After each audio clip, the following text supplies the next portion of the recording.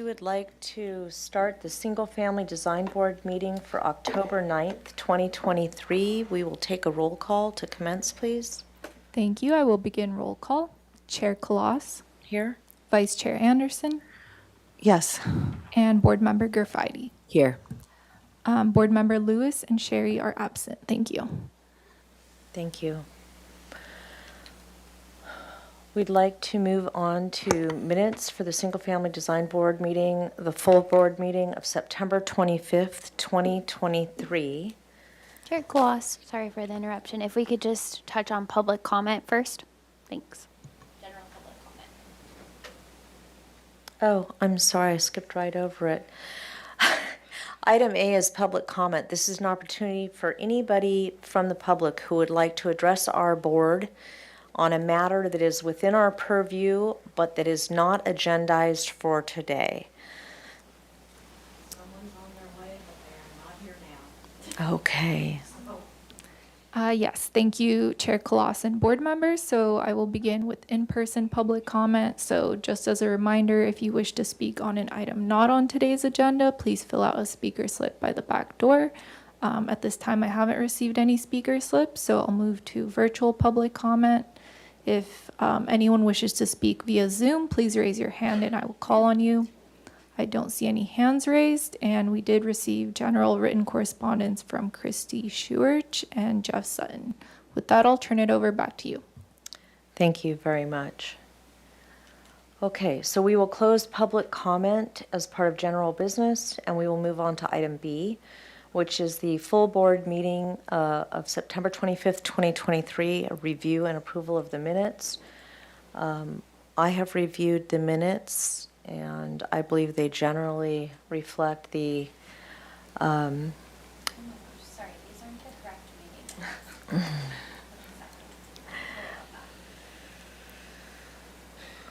I guess I'll ask, while we're waiting for those to be pulled up, I'll ask the other board members if they were able to review the full board meeting minutes from September 25th and whether there were any comments.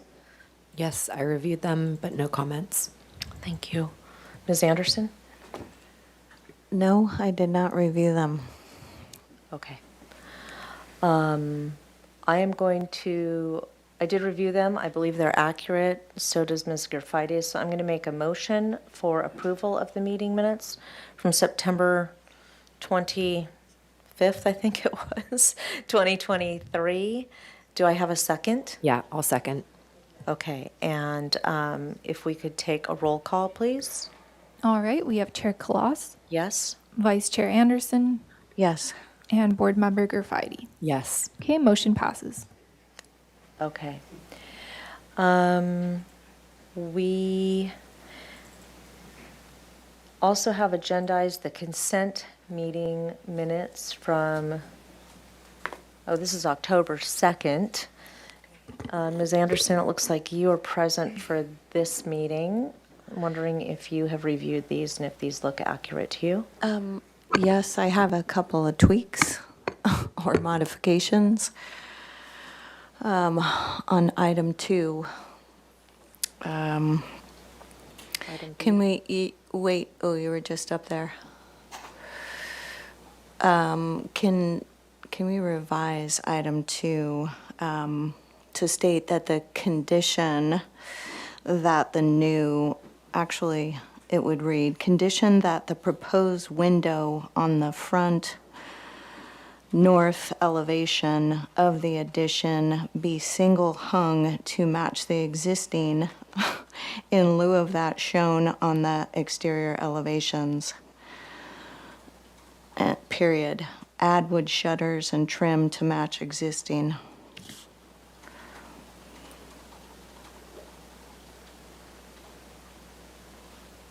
That's it on 2. And then I have 4A. So I would like to add a period after homes, neighborhood ranch homes, and then have a new sentence. The proposed addition will maintain the same roof ridge height as well as wall plate heights.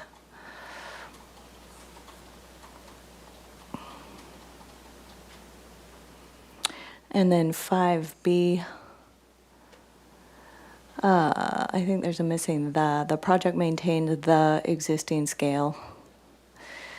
It's minor, but if you could add a the in there. And then item C, I would just correct that to the proposed grading is minimal for the addition.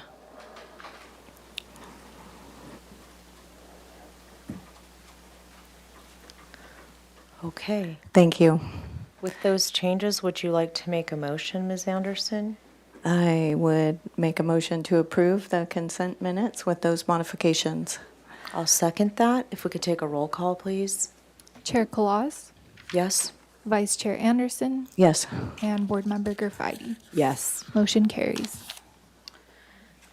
Okay, and then although we have calendared the meeting minutes that were drafted for this morning's consent, we are going to push the adoption or acceptance of those meeting minutes to our next single-family full board meeting because the reviewer is absent from our full board meeting, so we don't have them to speak to those minutes. We'll move on to item D, which are announcements, requests by applicants for continuances and withdrawals, future agenda items, and appeals. Do we have any announcements from staff? Yes, Chair Kalas, Ted Hamilton, role project planner in the design review section. I wanted to give a brief update on the process improvement effort for Single Family Design Board. Thank you. On Thursday, October 26th, from 2:30 to 4 p.m., there will be a Land Development Team Oversight Committee meeting. It's abbreviated to LDTO. We encourage the SFDB members to either attend the meeting or watch it on city TV. Note that if there is a quorum of 3 members, that the meeting would have to be agendized as an SFDB hearing. So we want to avoid having a quorum if we can. It's going to be just a really brief update. The other item that'll be on the agenda is the revisions to the AUD ordinance, the Average Unit Size Density Incentive Program ordinance. That is expected to take up the bulk of the time, and SFDB process improvements will just be allowed a short update. So to be clear, that's the AUD ordinance, not the ADU ordinance. Correct. Okay. So at that update, we expect to just give a general update on the direction of the project and the project timeline. And we won't have any specific code recommendations just yet for the Oversight Committee. There will be an opportunity for public comment as part of that. And we'll come back to the board later on with for a more full discussion about the process improvements and the proposed direction. Okay, great. Thank you Thanks. very much. Appreciate So what time was that on Thursday? 2:30 p.m. to 4 p.m. Okay, thanks. Chair Claus, board members, I have Yes. 2 other brief announcements. Thank you. The 1830 Overlook Lane project was appealed to the Planning Commission, and the Planning Commission approved the applicant's appeal, so ultimately approving the use of the proposed Bravo lightweight tile with conditions. That will be confirmed through the building permit process. And then just as a reminder, and a reminder to those online and in person, we've canceled the SFDB consent and full board hearing on Monday, November 20th for the Thanksgiving holiday. And pending the future agendas in the fall and the winter, we may add a special hearing, so we'll just monitor that. Thank you. Okay, are there any announcements from board members in regards to anticipated absences or anything else that anybody would like to share? Haven't thought that far yet. Okay. I will not be in attendance on November 4th. It looks like I have November off. Okay. All right. Any subcommittee reports? I don't think so. Nothing to share. Okay, so we will move on to the actual agendized items. We have a bit of a time constraint today in order to maintain a quorum. So we have 2 absent individuals from the board. We need 3 people to maintain quorum. We have 3 items. and one of our board members needs to leave at 5:15. So we're going to ask for everybody's cooperation to move through things as quickly and efficiently as possible. I will do my best to proffer that, and I will do my best to be polite, but keep everybody moving. So any cooperation in that regard would be much appreciated. We are going to start with item 1, 1553 Shoreline Drive. This is a concept review. It is back to us after what I'm assuming would have been a planning commission and/or show hearing. This is a proposal to construct a 3,905 square foot, two-story single-unit residence with a 488 square foot attached two-car garage and a 509 square foot detached standard single-story accessory dwelling unit. It's on a vacant bluff top parcel located in the coastal zone appeals jurisdiction. The project includes new landscaping, hardscaping, and fencing. The standard ADU is not within the purview of the Single-Family Design Board. I think that's important for us to remember on this one, given the location of it. The proposed total of 4,902 square feet of development on a 23,333 square foot lot is 104% of the maximum guideline floor to lot area ratio. A coastal development permit is also required. We are not able to make appealable actions at this hearing. NPO findings and hillside and slope lot findings will be required when time comes for PDA. The project was reviewed by us on a pre-application basis on May 8th of this year. If you would please state your name for the record as applicants, if you would run us through your project, any changes that have occurred since we've last seen it, as well as meeting minutes. And Chair it looks Cross. like staff has something to share with us. I do. I have a few comments before the applicant team gets started. Thank you. This project is before you on a concept review as part of the formal application. You saw it before on a pre-application. So they have not been to Planning Commission yet, but they are headed that way before too long. So you'll be looking at broad issues today to comment on site planning, general architectural style, and the project's relationship to its site and neighborhood. Oh yeah, thank you, Holly. The minutes from the pre-application are up on the screen, so you can see your comments at that time. It's generally supportive. And we'll also be looking for you to give us direction on whether or not you would like to continue the project to Planning Commission from here, or if you would like it to come back. And I think that's all from me at this point. I'll hand it over to the applicant team. Thank you very much, Ms. Burkhart. Hi, Trish Allen with SEPS. Liz Hughes with Tom Oxner Architect. And Courtney Miller with CJMLA Landscape Architect. I was going to give an introduction. Ms. Burkhart has covered everything I've said, so if there's any processing questions, I'm available. Okay, thank you very much. Thank you, Trish. So this project is returning, was reviewed previously for the pre-application, as Barbara mentioned. The design and massing of the project is essentially the same. We've just been developing it further with detailing and window types and sizes. So just to point out, the FAR without the ADU is 93%, and the FAR with the ADU is 104%, and we prepared a study of the FAR to address the comments from the previous review. A few exterior materials and renderings, but we'll return to this later on after the presentation. So these are the photos that you looked at last time the project was presented, just photos from the project site of the surrounding area. I'm going to zoom in a little bit here so you can see the aerial of the neighboring two residences and the residences across the street. So that's what we're going to be focusing on with the FAR study. Just a couple more views towards the project site from Loyola.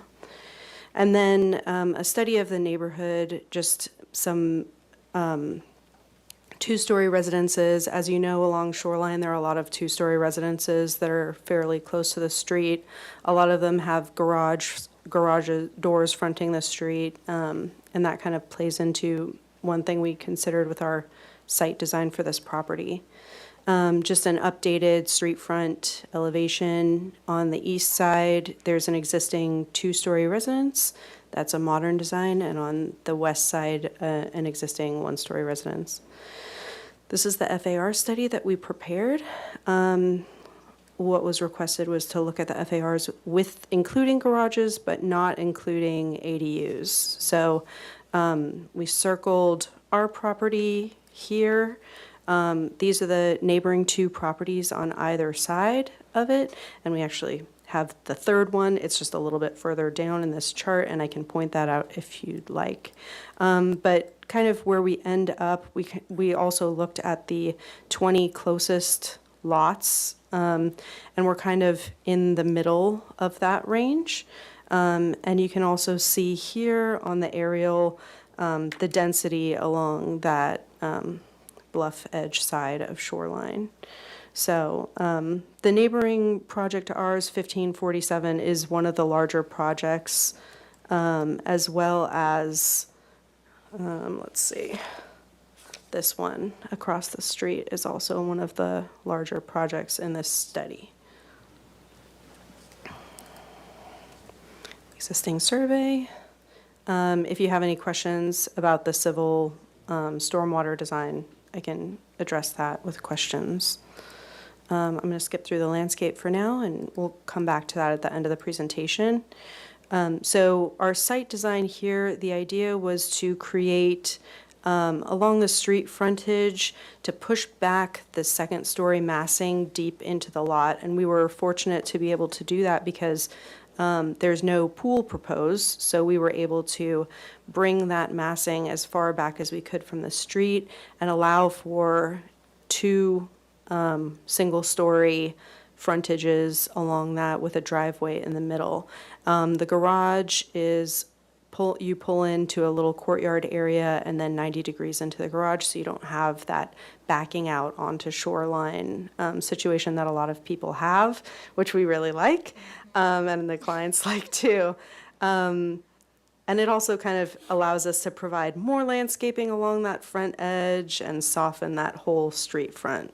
So, I'm going to go over to this diagram here and zoom in on it a little bit because this kind of describes our approach to the massing of the building, pulling in that second story as much as we could on both the easterly and westerly sides as well. You can see here we only have one small bump out on the west side. But the majority of that west side is about 14'6" from the property line, and on the east side, it's 27 feet 4 inches. So it's nice to provide as much buffer as we can between those buildings to provide privacy for those residents as well. And then also taking into consideration, which I'll get to when we are at the elevations, but having smaller openings along these two edges to provide privacy, and you're not looking into your neighbor's backyard as well. The floor plans, which are fairly pretty much the same as what we looked at previously. A large great room on the first floor. On the south side, we have covered decks to provide shade for the large openings along the south elevation.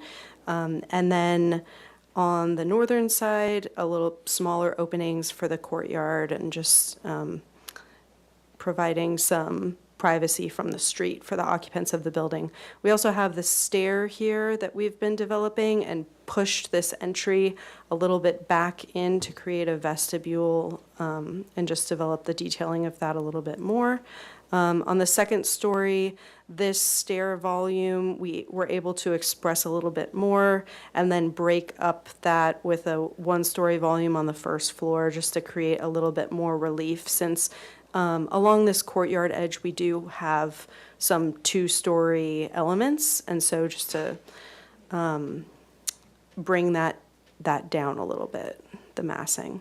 Then you can see on the roof plan as well, the location of that massing kind of in the center of that parcel, keeping it away from the street.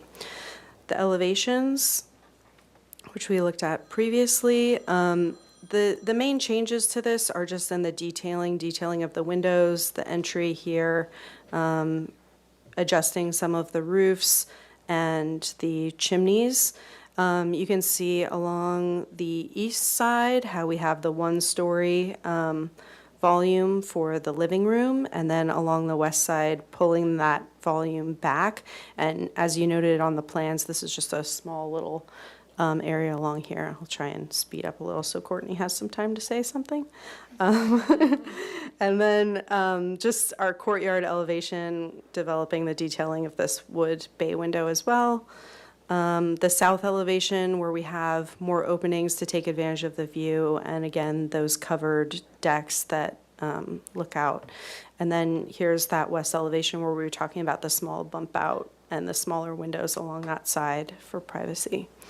Just the ADU elevations, there's not much to say there. And then our building sections, and I just want to make a note that our plate height on the first floor is 9'4", and on the second floor is 9 feet. So overall, in our worst case scenario, we're at about 25 feet from grade. But that really only occurs in very few locations, and as most of the second story volumes are set back from that exterior wall. And then just some details. So I'm going to skip back to the landscape and let Courtney go ahead. Did you? Okay.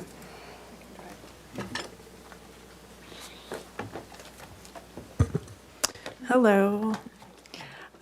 So let's see here. So not much has changed for us since the last time we were here.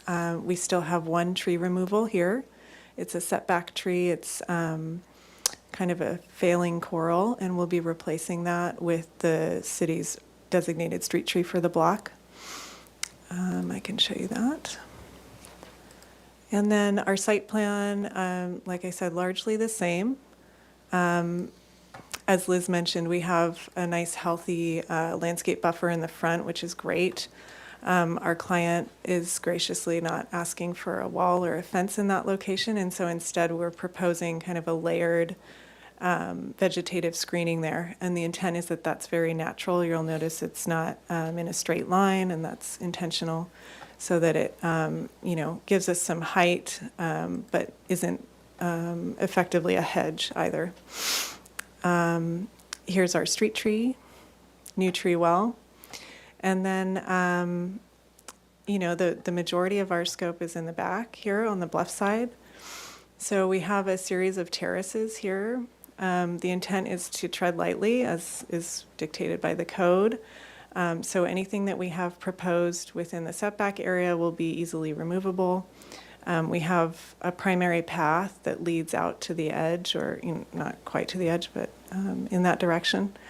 And then we have a secondary series of paths, and these are intended to be gravel and very loose. And our clients really wanted this to feel very natural in the back. So the intent is to have a really light touch, and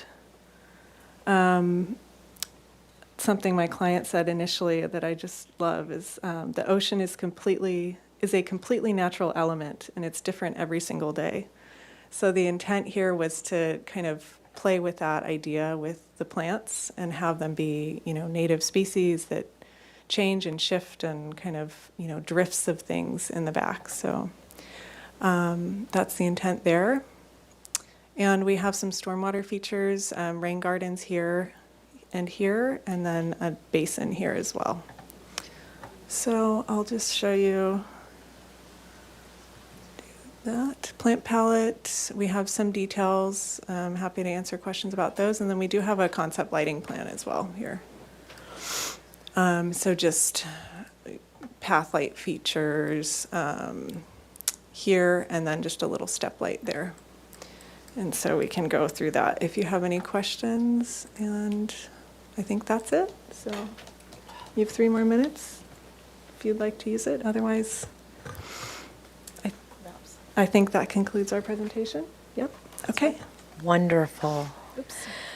Okay, so I think you had 3 minutes, 35 seconds left in case you need it, just for the record. I would like to open this item to public comment at this time. If I could ask staff to manage that process, please. Yes, thank you, Chair Clausen. Board members, I will begin with in-person public comment. Just as a reminder, if you wish to speak on this item, please fill out a speaker slip and bring it to me. At this time, I do have one request to speak from Mark Hitalo. If you'd like to make your way up to the podium, you will have 2 minutes. Hello. There we go. Hello. Good afternoon, Hi. Madam Chair, members Hi. of the board. Mark Chatillo. I wanted to point out a couple of questions and issues associated with this project that we've seen repeating in other projects. One is the procedural question about the owner and the importance of identifying the correct ownership. The records that I have show that the ownership is Summit Peak Trust. That may have changed recently, but it's important throughout the process that the correct owner be identified. The other question that we have, which we've seen in other cases, concerns the source of the data for the size of the parcel. I was already going to ask the question, but Thank you. thank you. Appreciate it. All right, thank you. I don't have any more requests to speak in person on this item, so I'll move to virtual public comment. At this time, I don't see anyone with their hand raised, and we did not receive any written correspondence, so I'll turn it over back to you, Chair. Thank you very much. Okay, so at this time, we will open up the item to questions from the board. Ms. Graffiti, do you have any questions? Ms. Anderson, do you have any questions? Yes. Can you go back through your FAR studies again for us, just because you kind of glanced and, I don't know, maybe I'm slow at taking it in, but it was something that we asked for. So before we get into this conversation, I'm going to address the public speaker's question, and then I'm going to send it back to you just for a second here, because All right. I think I know what you want to ask, and it's probably what I was going to ask too. So we've asked for a comparative analysis of this project relative to surrounding parcels. You've provided that, which is wonderful. I don't think there's a clarification on the drawings. I don't see a GSF versus an NSF. In other words, whether these are gross or net square footages.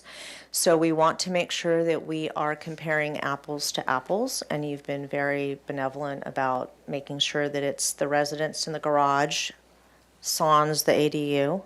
But if someone from the applicant team could speak to if in fact we're comparing apples to apples and whether those are gross or net square footages, it would be very helpful. Well, Chair Claus, so our office pulled data from the county assessor's office for the floor areas of the residences, garages. Obviously, we left out ADUs. I don't even think there are any ADUs.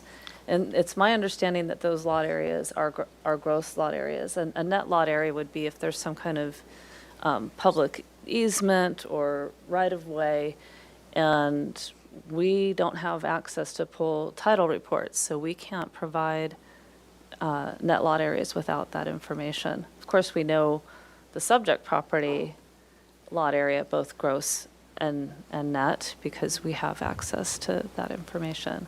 Okay.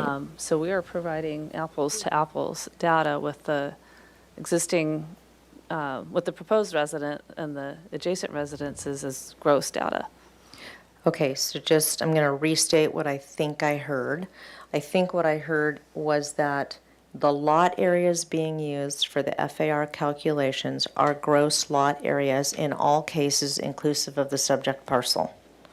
Okay, is that true for the square footages that are being used for the residences also? In other words, They're net for the residences, is what I understood. From the assessor's office. Yes.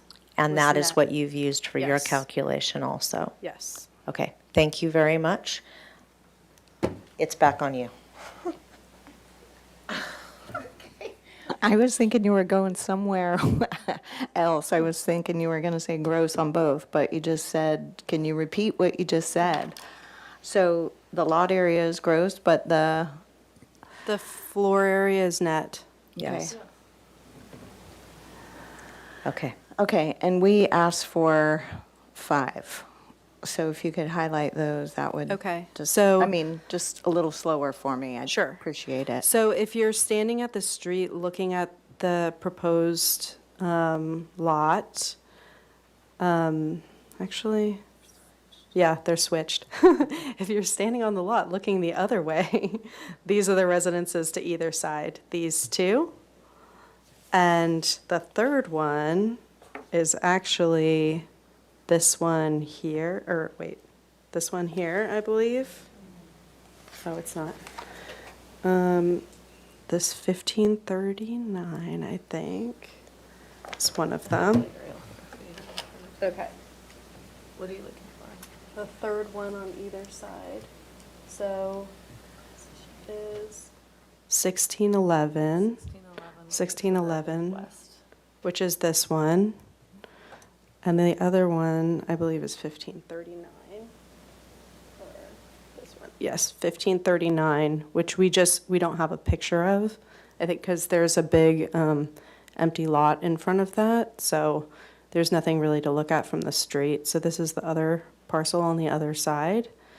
And then the two across the street are 1600 Shoreline, which is this one on the corner, and 1548, which is this right here.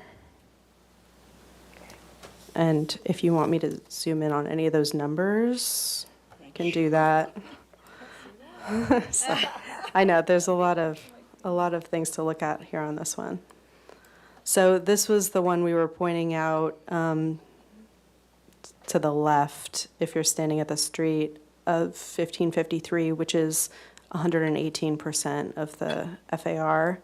And then across the street is another large property that's at 104%. Thank you so much. All right, and you said the revisions that you made from the last submittal were primarily refining windows and doors. And then I just wanted to double check, I mean, your plan is to keep the driveway open without gate into That's the auto correct. court? Yeah. Okay.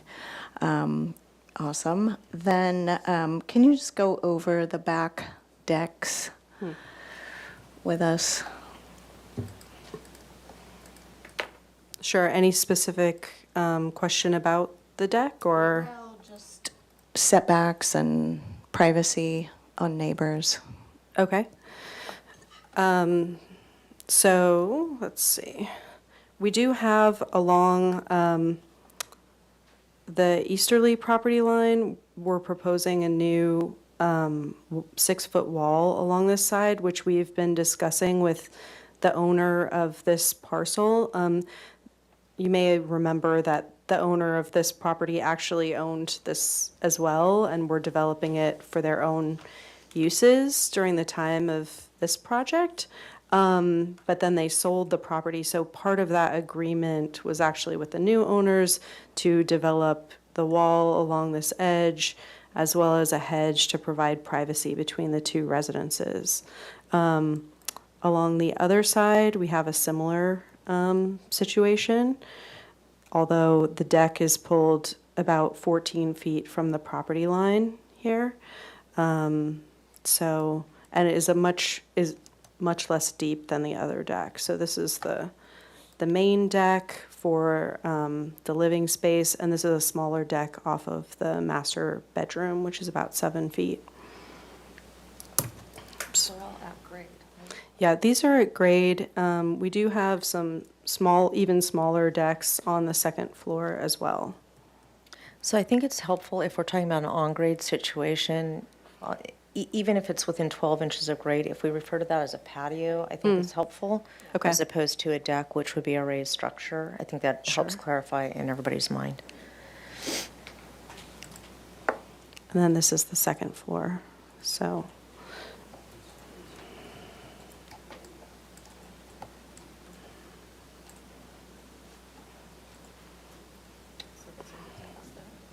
Yes. Okay, so the eastern one is 27 feet away, and then the western side is whatever it is, 14 and a half or something. I Yeah, can't remember. yeah. Okay. Mm-hmm.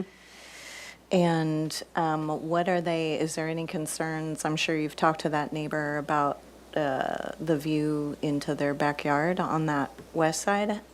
Because the Along other this one's side? so far, I don't believe that's concerning, but.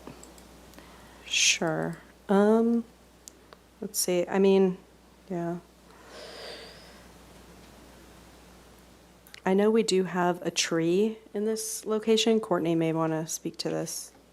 Yeah, we do have a hedge proposed along that fence line on that side, and we did have a tree, but we're in the process of negotiating where the bioretention areas are going, and that's unfortunately where one of them needs to be, but we're looking very closely at that. Oh, the tree was here. Is Mhm. that? Oh, Mhm. okay. It yeah. was there on the last time we Right. came to present this project, and we recently removed it. But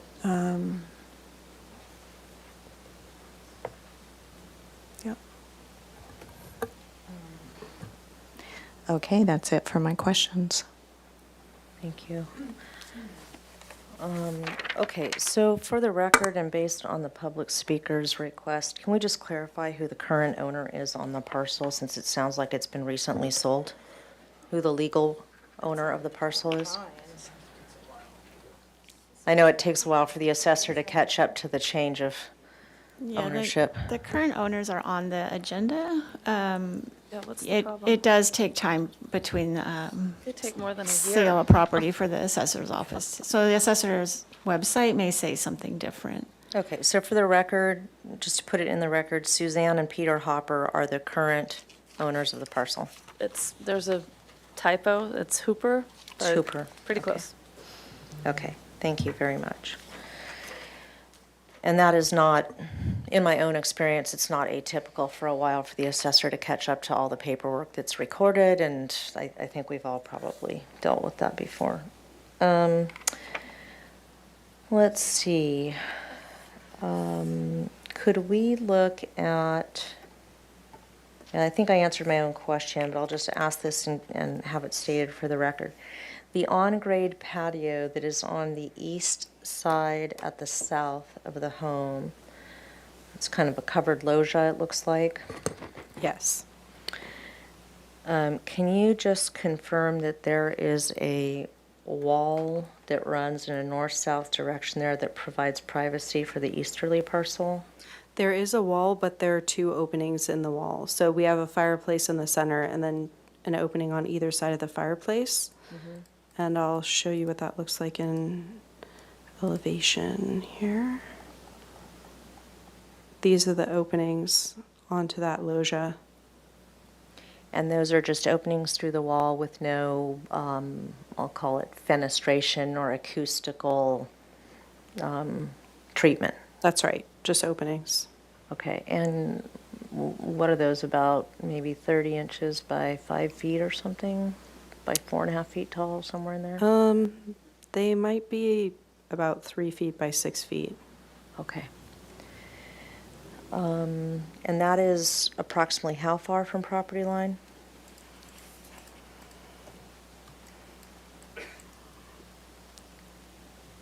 Approximately, let's see, I have a good dimension down here, actually. 8 feet from the property line. Okay, thank you.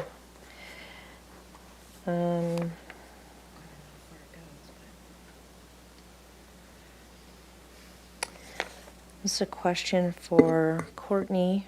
On the west elevation, can you talk to us just briefly about how the west elevation is sort of where we see the most massing in proximity to property line. And so could you just walk us through how, or if you have opportunity to soften that there visually and what is happening there?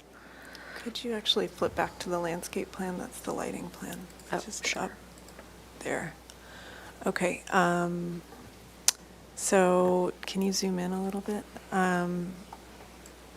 So along that property line, if you start actually at the front, you'll notice a kind of a blank area there, and there's an existing oak tree, which we're taking careful steps to protect. We want to keep, things out of the canopy of that tree, hence the blank area underneath. So that'll have a fence along the property line. And then beyond that, towards the bluff, we have a hedge with, there's one plant that's different there, and that's, specific to a view out a window. That will be a tall grevillea. And then that goes all the way out to the bluff. And then as you get closer to the bluff, we have some trees that are carefully placed to help kind of frame the views, but not impact the neighboring views as well. So we're trying to, keep those back and help use those to carefully screen some of the other things that are happening on the adjacent properties. Okay. And then last question, can we take a look at the north and the west architectural elevations again, please?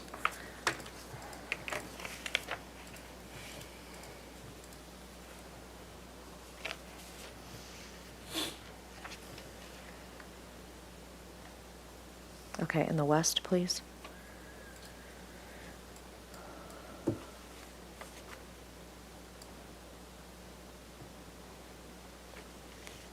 Okay. Comments, Ms. Graffitti? And I guess I'll just, before we go to comments, if we can speak specifically to while we may have some architectural or landscaping comments, we're really looking at this from a bigger picture planning standpoint. So a reminder of Ms. Burkhart's charge that is in front of us today. Yeah, overall, in support of the project, I think it's a great project. I have no issues with a 104% guideline FAR, especially in context to the neighbors, and appreciate the orientation of the garage. I think there's a lot of great elements, and would be supportive to provide positive comments to get this going to Planning Commission. Do you think the project needs to return to us before it goes to Planning Commission? It's going for a coastal development permit prior to PDA, correct? Yes. Yeah. That's correct, Then, yes. no, I don't think it needs to return to us. Okay, thank you. Ms. Anderson? I would agree. Great set of documents. Ready to make a motion. Okay. I agree. I can support what is the 93% FAR without the ADU. I think it falls in line with what I'm seeing. It's not the highest, it's not the lowest. Some of the lower FARs that we're seeing, I think, are from properties that haven't been developed to the degree that many of the flanking properties have. So I think this is in keeping with the direction that the neighborhood is going in.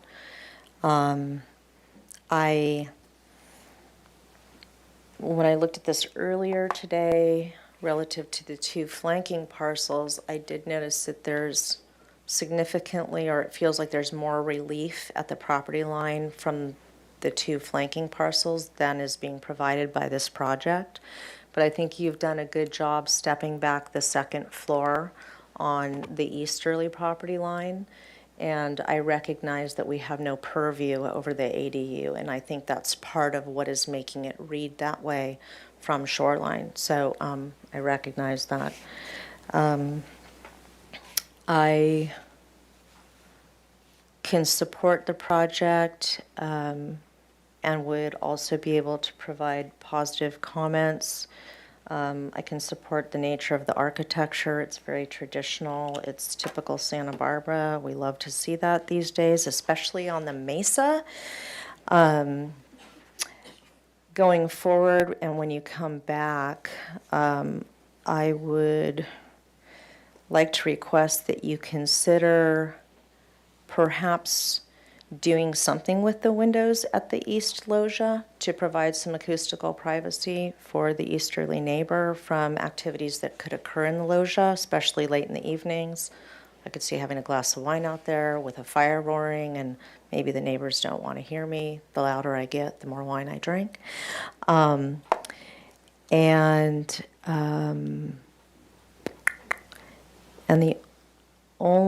I would also like to see the master bedroom deck at the second floor. I'd like to see privacy for the westerly parcel addressed, and it sounds like that's under discussion, but I'd like to see that addressed in a meaningful way, either with landscaping or maybe more wall at that upper deck level.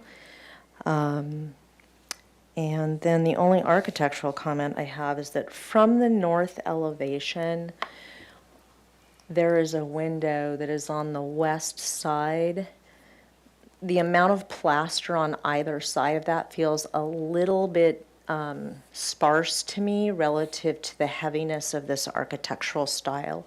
And so I would encourage some study of that element. Would anybody like to make a motion? I can make a motion with your help to add on with the comments that you just made. So I'd like to make a motion to continue the project or approve to Planning Commission.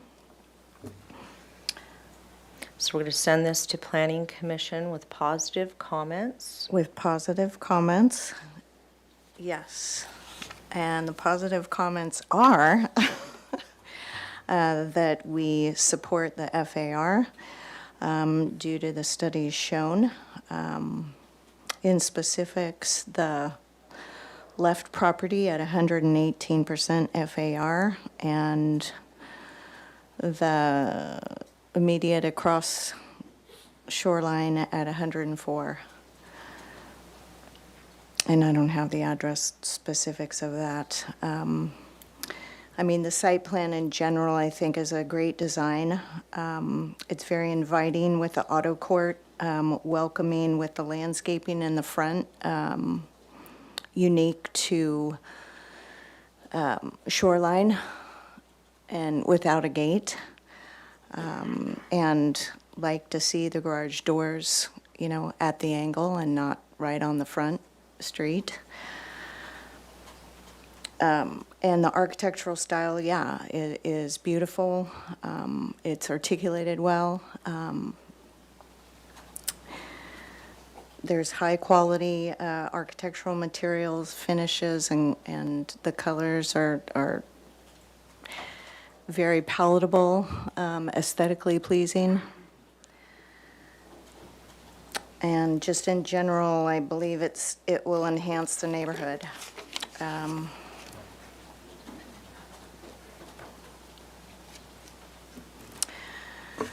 Then Leslie, can I ask you to add on your additional comments? My comment would be, yes, just reach out to that western neighborhood on that upper deck and make sure they're good, and we don't want to add additional landscaping or privacy on that rail. That's my only comment. And I think that's one of my comments was, so I'm going to second the motion. And we would add the comment that the applicant study the second floor window that's visible on the north elevation, but on the west side of the north elevation as it relates to the amount of plaster return on either side. So more specifically in regards to the westerly parcel, and to try to clarify Ms. Anderson's comments in her motion, that the westerly neighbor be consulted, and that privacy from the second floor master bedroom deck be addressed to the greatest degree possible. And the third comment was that the applicant provide windows or some sort of acoustical method of addressing potential noise that would come out of the loggia, the covered loggia, that could cause disruption for the easterly neighbor. And that's a motion to continue indefinitely back to the full board, but we're moving you on to Planning Commission, just to clarify, correct? Okay. Are those comments accepted by you? Yes. Okay. I will resecond the motion, and if we could take a roll call, please. Thank you. Chair Kloss, Yes. Vice Chair Anderson, Yes. and Board Member Graffitti. Yes. Motion carries. Thank you very much. Thank you. Good to see you. Okay. If we could move on to item 2, please, which is 3208 Laurel Canyon Road. This is a project before us today for final approval. The parcel is developed with a one-story, 1,288 square foot single-unit residence and a 241 square foot attached one-car garage. The project proposes a 192 square foot first floor addition and a 758 square foot second story addition. The project also includes an interior remodel, a new 200 square foot carport, a 345 square foot first floor covered patio, 2 second story decks totaling 100 square feet, removal of the existing concrete driveway and replacement with permeable pavers, new landscaping, associated mechanical, electrical, and plumbing upgrades. A 241 square foot attached garage will remain. Review and approval of a minor zoning exception is requested to allow over height existing and proposed hedges within the easterly interior setback. The proposed total of 2,679 square feet on a 6,892 square foot lot is approximately 92% of the maximum required floor to lot area ratio. So today, final approval is requested. The project plans require substantial conformance to the plans that received project design approval on February 27th, 2023. This project was last reviewed February 27th, 2023. It was appealed. It went to City Council. The appeal was denied, and you are back in front of us today for project design approval. Is that correct? That is correct. Okay. So if you would be so kind as to bring up the minutes from our last board meeting, which should be available to you right there, February 27th. If we could look at those, please. And what we'll be asking you to do is to... Well, I don't really know where I'm going here. That's the motion right there. That's what we're looking for, if that's your item. And so we'd like to read through these. We'll just take a second to read through these. And if there are any actionable items that we were requesting or directing you to take action on, we'll be looking for you to articulate how you've done that, or any changes that occurred in the project since we have seen it. Okay? To the board and the applicant, I believe the action items were toward the end of these meeting minutes. Those are just standard findings.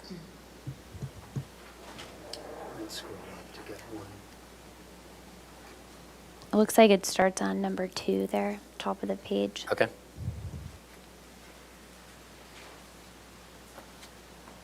Okay, so it looks like we had direction given to you for an earth tone neutral color on the fencing, 20 feet minimum height for the olive trees. And if we could just scroll up quickly, let's make sure there's nothing in the body of these, because sometimes we do include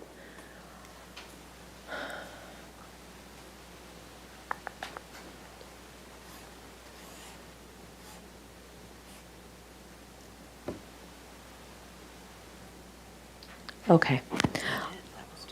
I think that was all we were looking for. Okay, so if you could please run us through your drawings and let us know where you've addressed those 2 items, as well as anything else that has changed in your drawings or site planning since we saw it last.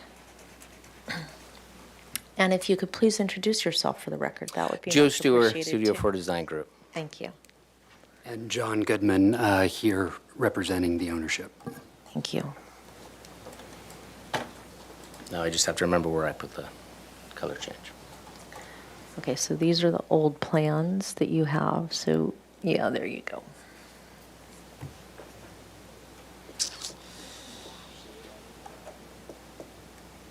Oh, right there.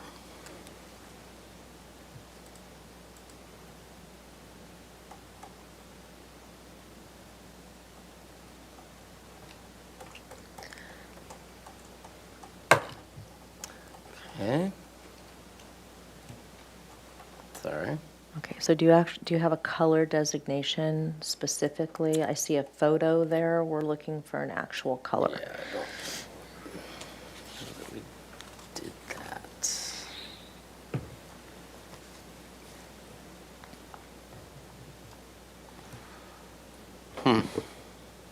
I thought I'd put that on here. I think the Didn't we- color is, or a mention of the color is specified in the fine print underneath that fencing photo, right? Yeah, I don't think it actually has a color called out. It doesn't. Oh, yeah. But we went back and forth, so it should be on here somewhere. I just cannot remember. Oh, sorry. Just says lighter shade than trim. Okay. And the olive trees, are those designated somewhere on the drawings? Yeah.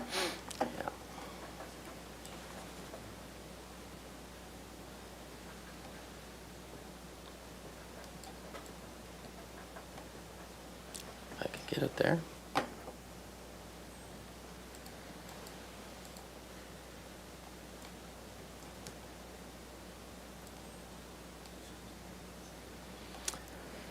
All right, where are the olive trees? Do you remember what numbers those are? It's on the actual,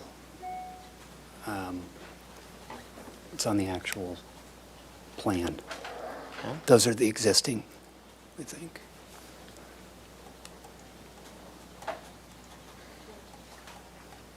Oh, There, up I saw them plus or left, minus yeah. 25 feet. Mhm.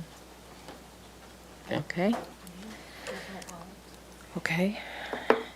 And have there been any changes There have not to the other, design? no, nothing has been changed except for adding structural and electrical. Just getting it ready for construction documents, but no exterior changes. Does the electrical include any new lighting, exterior lighting that we would not have seen before? Nope. I know, I'm just trying to help guide. Okay. Is there anything, do you want to go ahead and continue through your presentation? Is there anything that we need to know or that we haven't seen before? Perhaps you can just run us quickly through the drawings. Okay. But it's exactly the same. So here's the original footprint of the building. And then we have added on in this area on the first floor, remodeled some of the first floor here. We have created a tower element, which we were asked to do in order to push this portion of the building back to the back side of the property, where we have 2 moderately sized bedrooms upstairs. Here is that tower that the stairs are central to. This is the cover for the carport. And then we will just go through the elevations. So there's the original elevation. And this is the proposed elevation for the south. The master bedroom up here, this is the tower that we've discussed. There's the guest bedroom and bedrooms downstairs, covered patio, existing front of the house. So you can see we are keeping the garage, and then we've got the carport here. There's the second floor addition in the background, the tower in the background. This is the west elevation with the tower, guest bedroom, and the existing garage here. And then you can see this is the east elevation. The only thing I really wanted to add is because it came up as the comment for the, hang on, let me just zoom in here. So the reference that I have on the plans to this zoning exemption is these are existing hedges here. And then we are adding just one more patch of that same type of hedging to the south. So this is existing hedge as it is, as it's measured in the field and its location. You might go to the actual tree diagram to clarify that.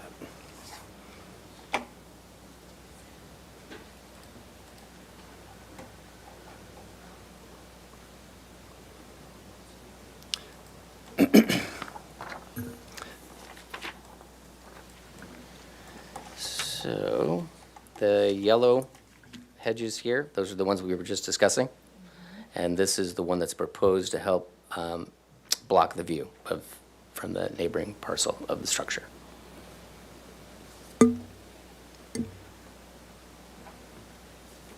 Okay, And into the backyard. okay.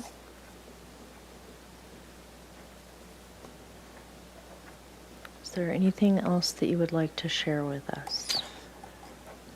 No, there is not. I wish I had put that color on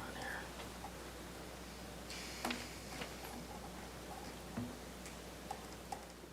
Sorry, I know I went back and forth with planning, but apparently I did not put it on the plans. Okay. Okay, I also have a prepared statement that I'd like to read if you have no further commentary, Joe. Nope. Okay. The last time we were here was 7 months ago, and as you mentioned, it's been drawn out by that appeal, which was denied 4-1 by council. This is the first consent hearing that was available. October 2nd was the first consent hearing that was available following our submittals. But it's the 9th, and this is a full board meeting, not a consent.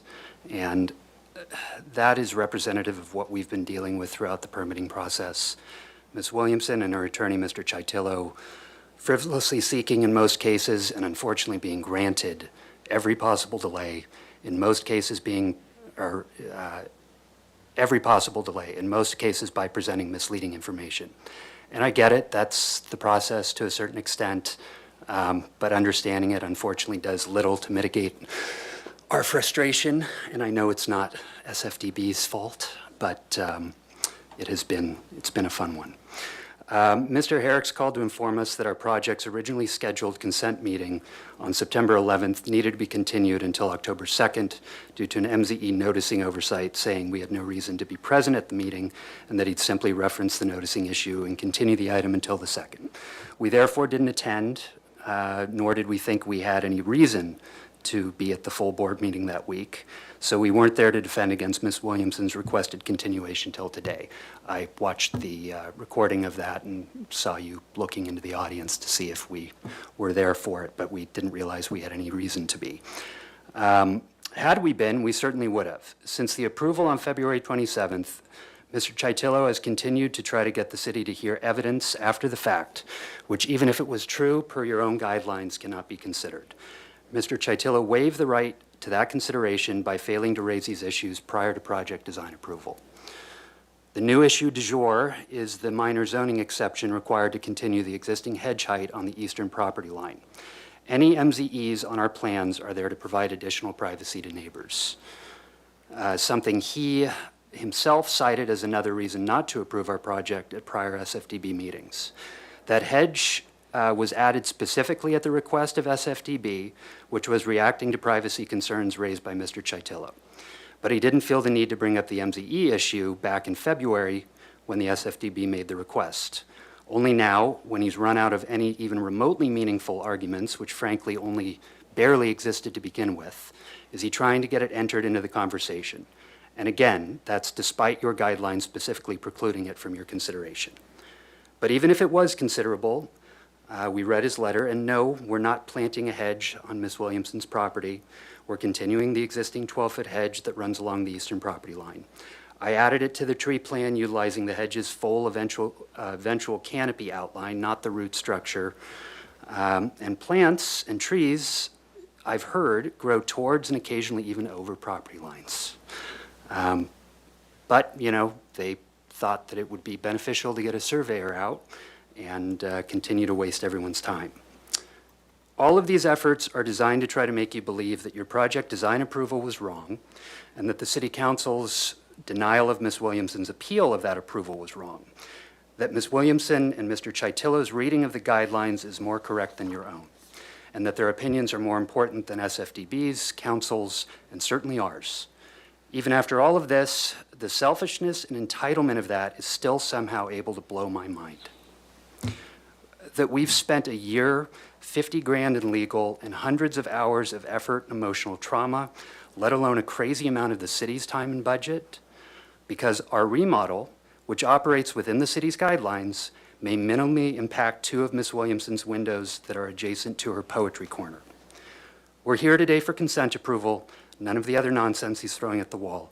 Pursuant to Section 3.2.6E of the SFDB guidelines, final plans will be approved if they are in substantial conformance with the plans given project design approval.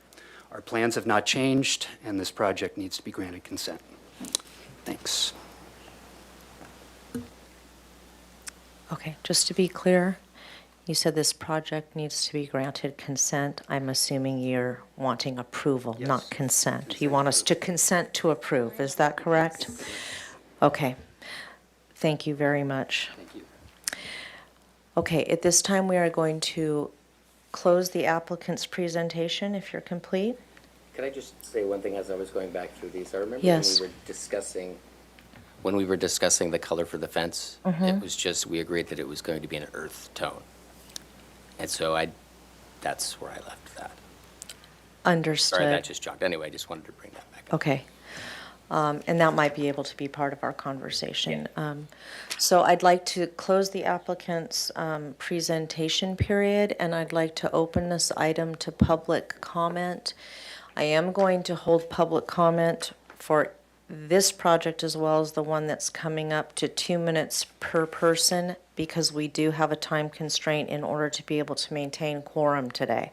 So I'm doing that really to everybody's benefit. When I can, I like to provide more latitude, but we're just not in a position to do that today. So we're going to open public comment for this item. Mary, if you could help us out, please. Thank you. I will begin with in-person public comment. So just as a reminder, if you wish to speak on this item, please do fill out a speaker slip by the back door.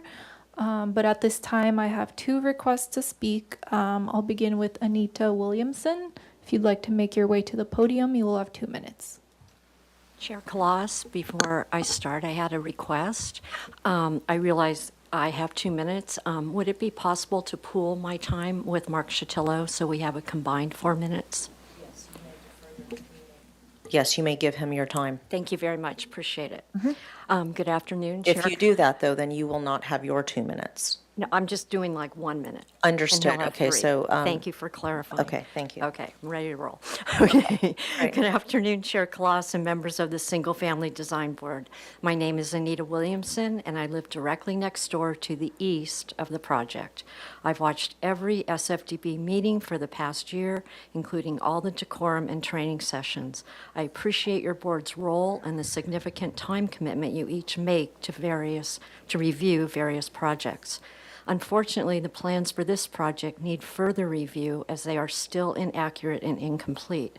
I would also like to state that I'm very disappointed that the applicant has chosen to make personal attacks rather than focusing on productive ways to improve their project and communication.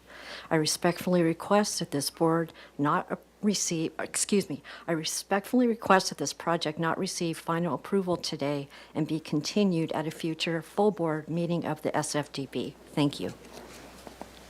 Okay, so for the record, this gives another minute to Mr. Chitlow. Thank you, Madam Turn it off again. It's green now. Thank you. You want to, okay, I'll proceed. Good afternoon again, Madam Chair, members of the Commission. Mark Chatillo on behalf of Ms. Williamson, and we have several specific issues which we believe preclude your committee from approving the final plans. The minor zoning exemption itself requires specific findings according to the city's ordinance. And these include findings that they will not be detrimental to the use and enjoyment of other properties in the neighborhood. And these improvements must be cited so that they minimize impacts to abutting properties. You've heard from Ms. Williams, these hedges, a 12-foot hedge will block her views of the ocean. We've given you a written explanation of that. And indeed, the plants themselves are not planted on the applicant's property. We would like to see an accurate survey. We attempted to survey both sides of the property line, but our surveyor was denied access to the Goodman's property.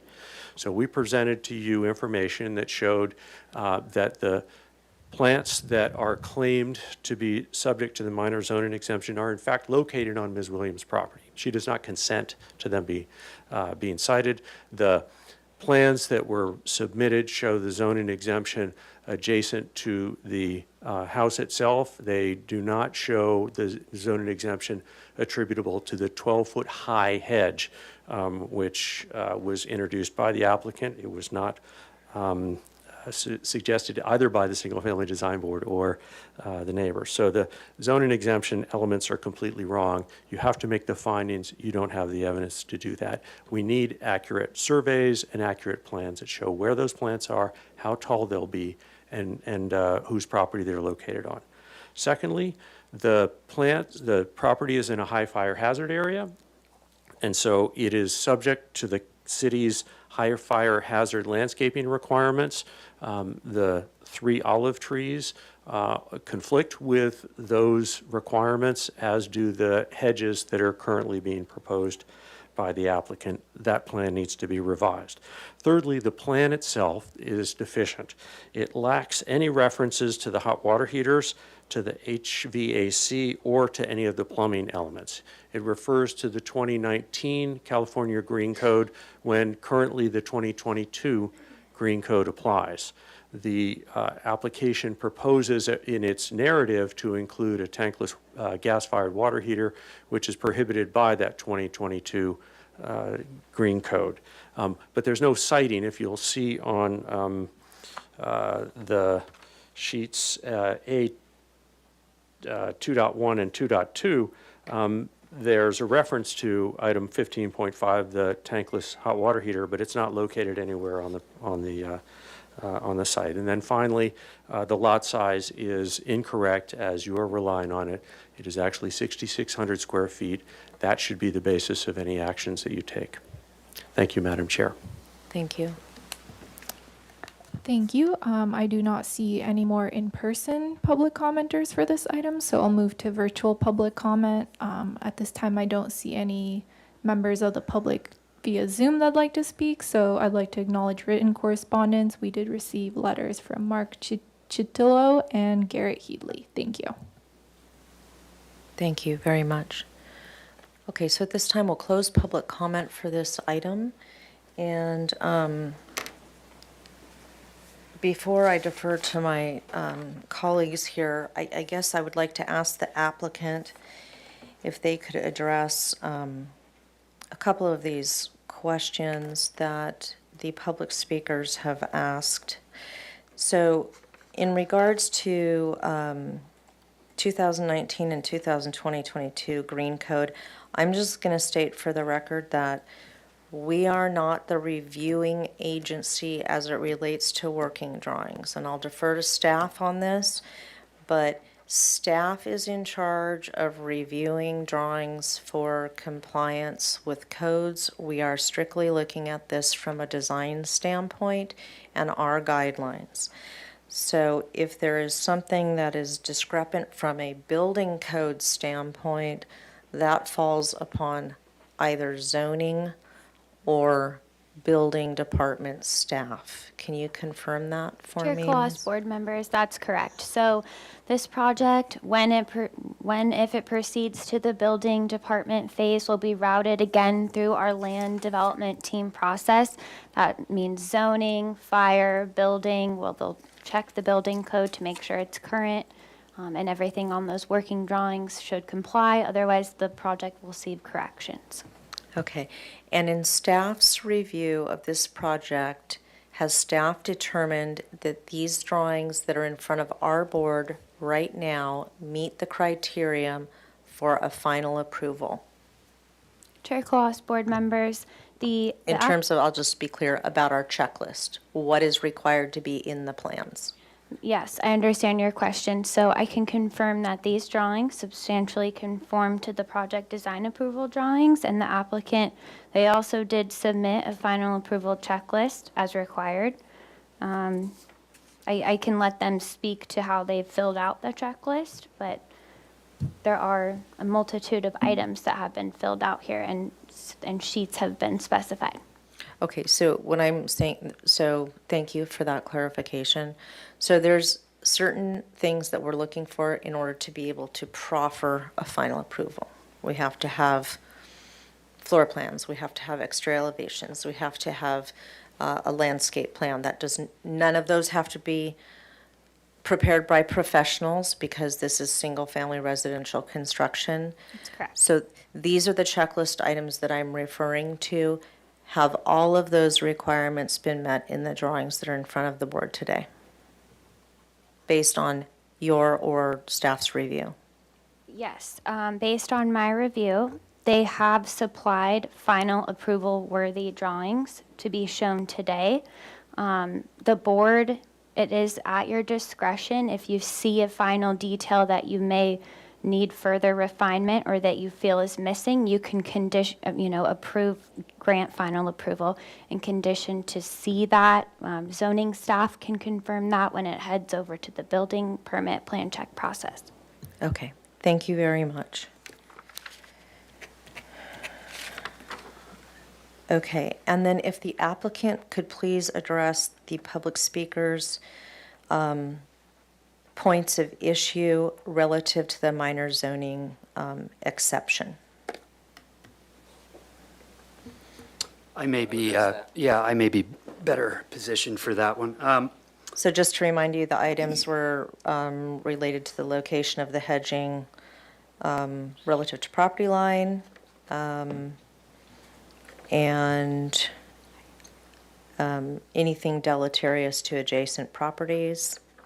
Well, so the question you'd have to ask yourself as to whether or not it would be deleterious to the adjacent property is when there is in fact a two-story structure there, the hedge below it probably will have very little to do with the view to the ocean because there'll be a structure above that, which was part of the plans that were approved.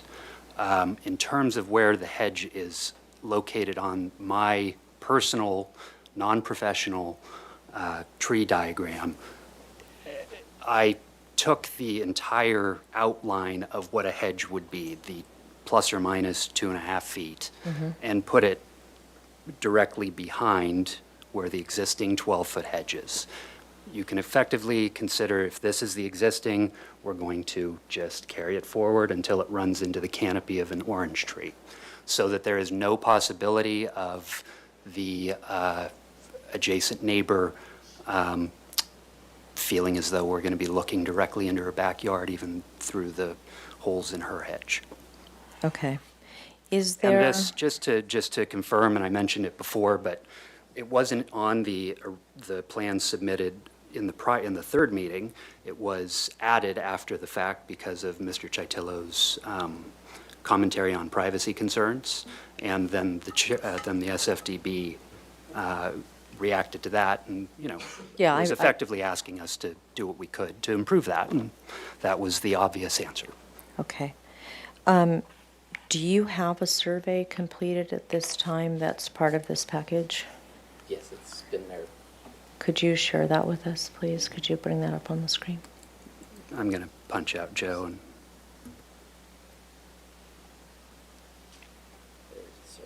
Okay, could you zoom in on the subject property line?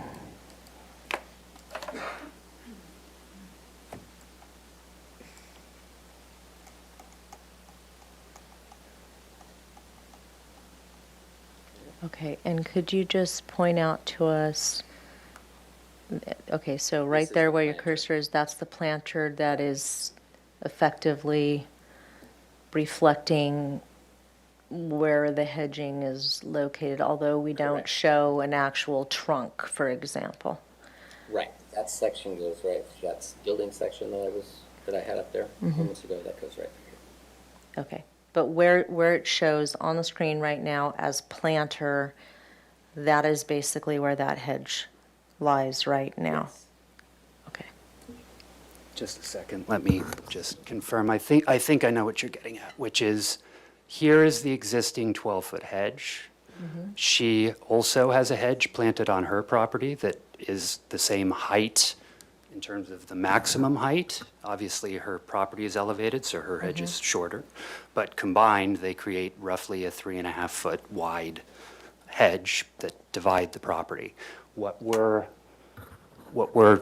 suggesting doing is planting a hedge between here, where it terminates, right here currently, to right about here, where the canopy of that orange tree is. And the reason that it's 12 feet high is that that is the existing height of the hedge that has been there for 40-plus years, probably. Okay. Okay, those are the questions that I wanted clarified from you before we move on to the rest of the board members. So Ms. Grafiti, do you have any questions? I kind of almost know the answer, but my biggest question at this point is for the proposed fence color. Because there was directive to provide a color that's lighter in nature and earth tone, I just want to understand the discussions and the intent of what that color is to be proposed.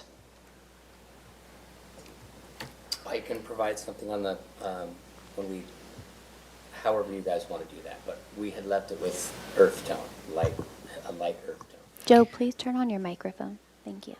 Okay, so the subtext Light earth under the image currently is out of date because it mentions a It just lighter didn't shade than update. the Yes, trim. exactly. It Okay, did not but that's not the That's not current what's proposed. intention. Yeah, that was just. Okay, my so fault entirely. amenable to a recommendation or a qualifier in a, okay, understood. I think we talked, I think we cleared my questions about the hedging. That's it for me. Okay, thank you very much. Ms. Anderson, do you have any questions? Yeah, can you, we see a lot of projects. So can you just go back through structural, electrical, if you have mechanical drawings and details? I don't remember them in the last set. I'm assuming that they were there, so I apologize. Also, if you added exterior lights and/or, condenser and where your instantaneous water heater might be, if you've gotten to that. I have not done a mechanical plan for residential projects in 20-plus years. So that's where that is. I have not done a plumbing plan either, and they are not required by the building department. Electrical plan is, and I've always provided those, and there's no additional lighting other than what we've had approved that's been added to the project. Well, I've been doing those for ADUs. So maybe you know something I don't know. Anywho, okay, can we review the architectural details, structural and electrical drawings?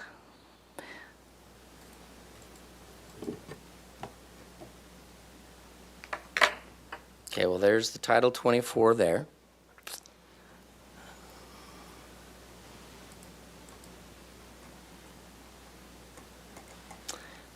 And there is the second floor electrical plan. So we will have the exterior light fixtures at the exterior doors. Okay. I have any questions on that, or, and then I will show you the fixture.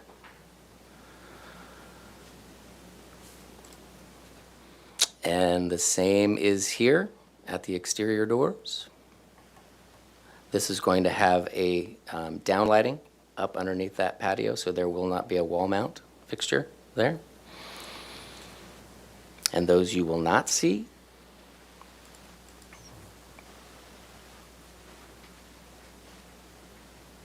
These are the structural, how detailed do you want me to get in the structural? Could just start at the foundation plan and kind of go through. Okay, then I'll go show you the fixture first, and then we'll come back to these. So that is the light fixture there in the lower right for all the exterior wall mount fixtures. It's noted as having a diffused lens. I saw that on the plan. And it's got a note on there that says it's, yeah. Okay, thank you. So we're going to go through structural. So there's just general notes, general typical details, strong walls, and there's your foundation plan. There's your framing plan, upper roof framing plan. Yeah. Got it, okay. And then their details. And the existing roof, okay, remains the same. Okay, and then, Then there's electrical. and then the architectural details, just the arts and crafts. I don't know, for some reason, I remember last time they maybe weren't complete. We had them I all. think they've been. Okay, well, I apologize. It's another project. So this is, yeah, I'm not sure. But this is the sheet that has most of those details that you would be concerned about. Well, and it's been 7 months too, which Yeah. gets a little hard to recall. Okay, thank you very much. Mm-hmm. Okay. I just have to say I've been there before. I've been on both sides of the fence. It's not fun on either side of the proverbial fence.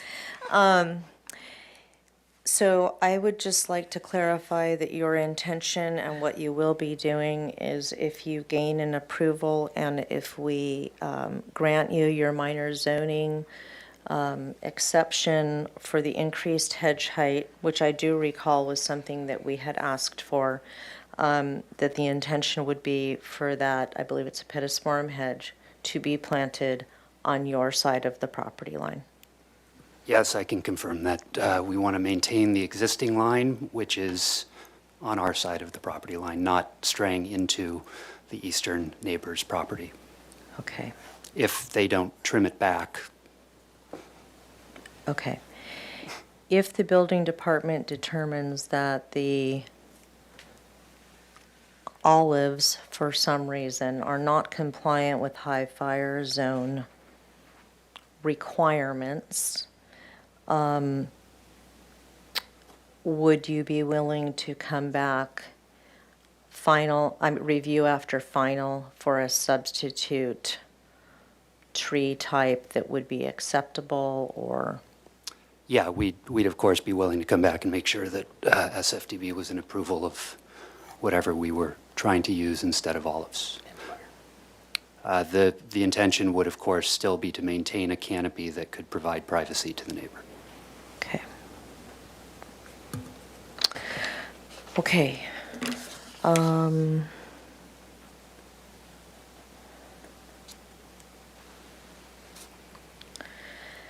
So the only issue I have here from my, well, those were questions. Any comments? Do you feel this is ready to issue final, Ms. Graffitti, or do you feel as though this needs to be continued, or? No, I think it's ready for final. Okay, can you support the minor zoning exception? Yes, for that existing hedge and for the new hedge to continue from the pittosporum hedge to the canopy of the orange tree, yes. Okay. Okay. Ms. Anderson, do you have any comments?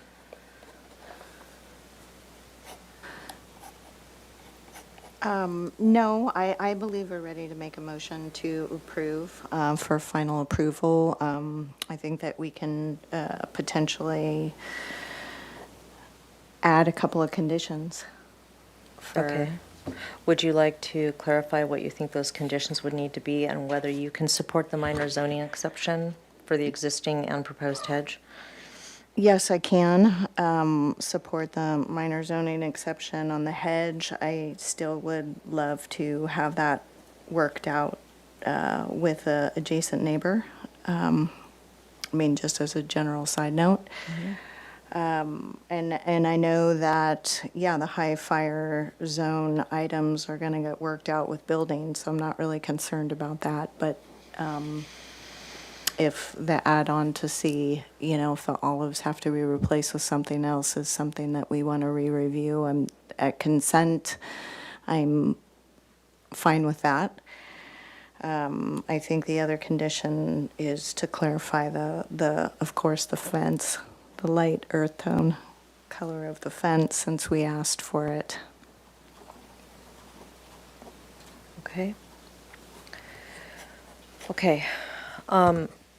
I too think that we are in a position to give this project final approval today.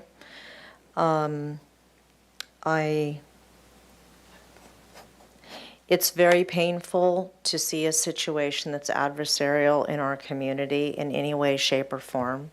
And I hope that on the back side of this,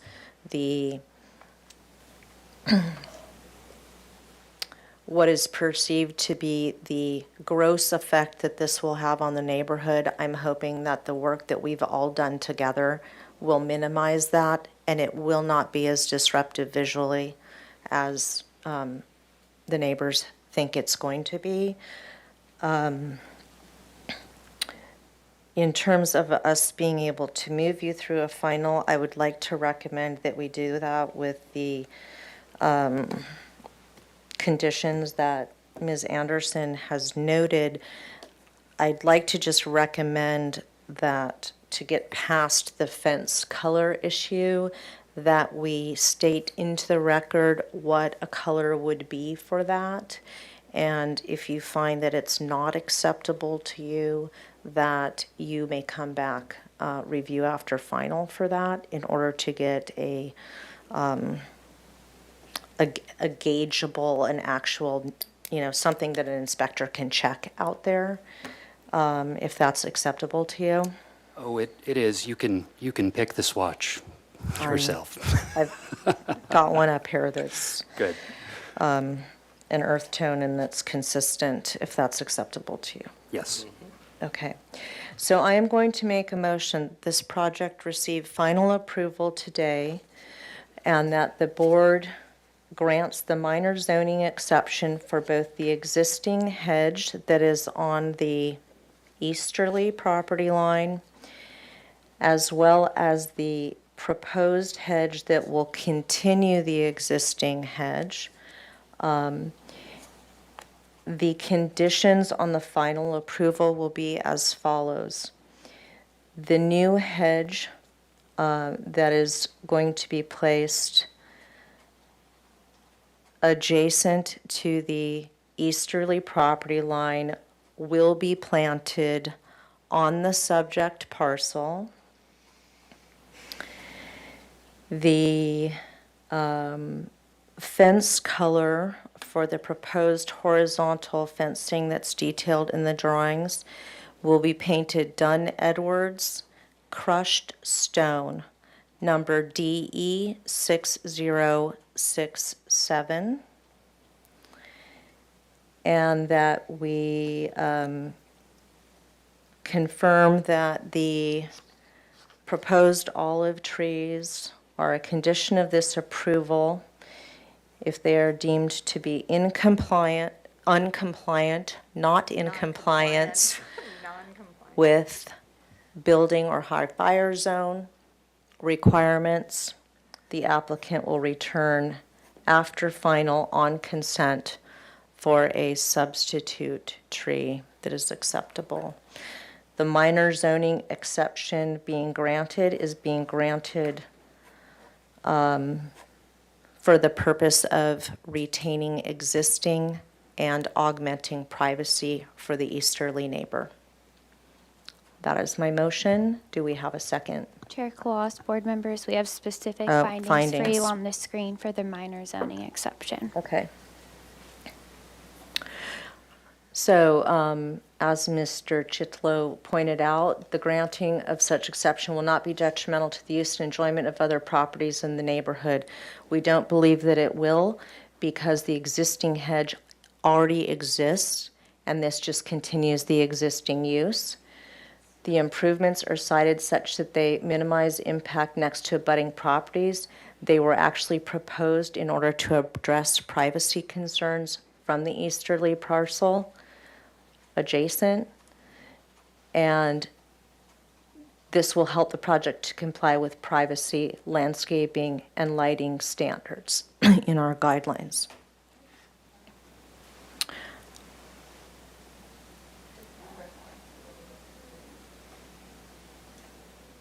The improvement will be compatible with existing development. I believe that to be true because the existing hedge is there already. We're just continuing it. Okay, and the rest are for fences. Chair Claus, board members, I just have a quick question about the condition regarding the potential for the tree to return if it's not compliant. Would the board be open to amending that condition so that staff could work on the potential review after final to find a suitable replacement with the applicant team and High Fire? Yes, I'm happy to defer that conversation if it becomes necessary to an administrative level. Okay, the motion is on the table. Do we have a second? I'll second the motion. And if we could take a roll call, please. Thank you. Chair Colossus, Yes. Vice Chair Anderson, Yes. and Board Member Gruffitti. Yes. Motion carries. Congratulations, you have a final approval. This project is appealable, as I understand it. This is an appealable decision. The appeal process is on the board, and the appeal period is 10 days. Staff will let you know if you make it through the gauntlet or if we'll be seeing you again. Thank you. Have a good evening. That was not a comment asking if anybody returned the comments, just I haven't done this in 20 years. Oh, no, I Anybody else does it? Oh, no worries. Oh, I like to bring it down a little bit, right? 30 minutes for the next item. It's going to be tough. I know, yeah. Okay, so would the applicant for the next item please step forward?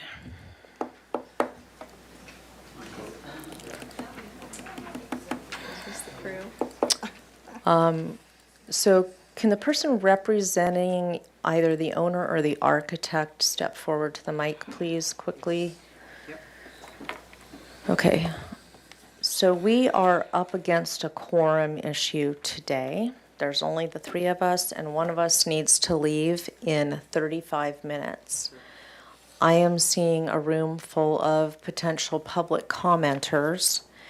So I'm going to ask the secretary if we have received and/or how many speaker slips we have received for this item. Yes, thank you, board members. I have received 10 speaker slips. Okay. So that's 20 minutes of public speaker time that we have to allow.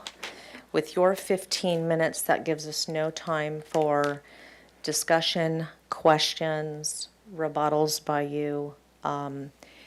So I'm in the unfortunate position of having to ask you whether you would be willing to have your item moved, because I'm concerned that we are going to lose quorum and we would not be able to take action on your item today.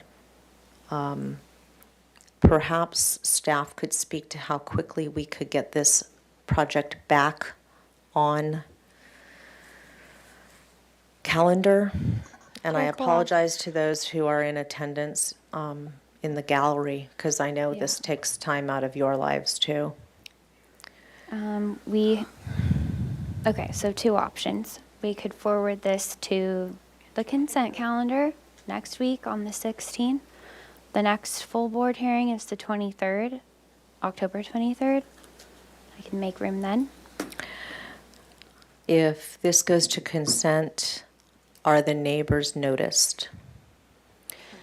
You wouldn't be noticed for the final approval unless you were on an interested parties list. Okay. So this is where we're at. I have my own feelings, but I'd like to hear from you what your thoughts are. You're welcome to go ahead and present. I just don't think we're going to make it through to an actionable position.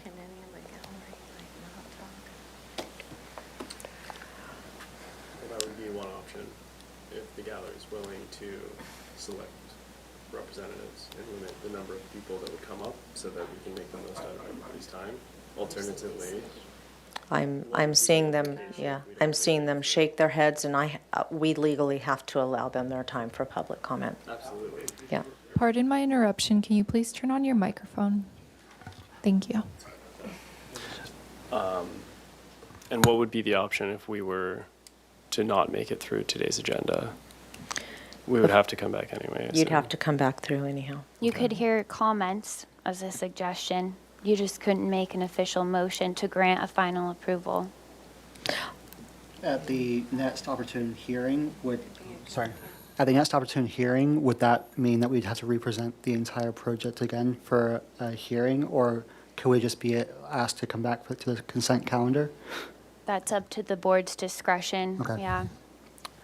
I think if you present, you're going to have to present again, because we're going to have to be able to provide an opportunity for public comment. They're Right. going to need to be able to see your presentation. Okay. Is the I mean, board- if you can shorten your presentation to 5 minutes, we can get through the 20 minutes of public comment, then we have a very short period of deliberation or opportunity to provide you with comments. But again, we would not be, I don't think we're going to make an actionable, I don't think we're going to get into a position where we can take action. Can we go to consent? After this hearing, could we be asked to be placed on the consent agenda for the next week? Or, If the board's open to that, I can put this project on the consent agenda.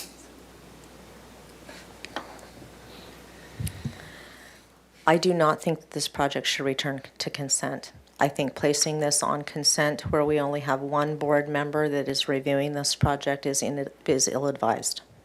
So I'm going to guard against that. I think that this would need to be continued to a full board hearing. Understood. So you'd be looking at being continued until the 23rd. I think that's just where we're at, honestly. Understood. And I'm sorry you weren't notified earlier, and I'm sorry that you weren't notified earlier. Also, we got late notification from one of our board members that they could not attend today, and staff did not hear that from them until later in the day. So I apologize for that. Sometimes we're human beings and we have issues also.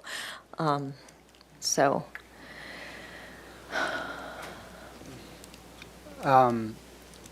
suppose that we're kind of at the mercy of your guys' agenda. So I would ask for the board to recommend what their preferred course of action is. Okay. I'm going to recommend that we continue this item to October 23rd back to full board, and that staff ensure that we, go ahead. Sorry for the interruption. We need an official motion to continue to the Okay. SFDB full board. So I'm going to make a motion that this project be continued back to the full board on October 23rd, that it be given priority on that hearing so that it be the first item agendized, and that confirmation of quorum and those in attendance at our board be taken the day before so that we can notify any potential interested parties as well as the applicants if we do not anticipate that quorum can be met. It's my motion. Do I have a second? I'll second that motion.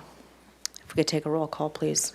Thank you. Chair Kalas, Yes. Vice Chair Anderson, Yes. and Board Member Grafati. Yes. Motion passes.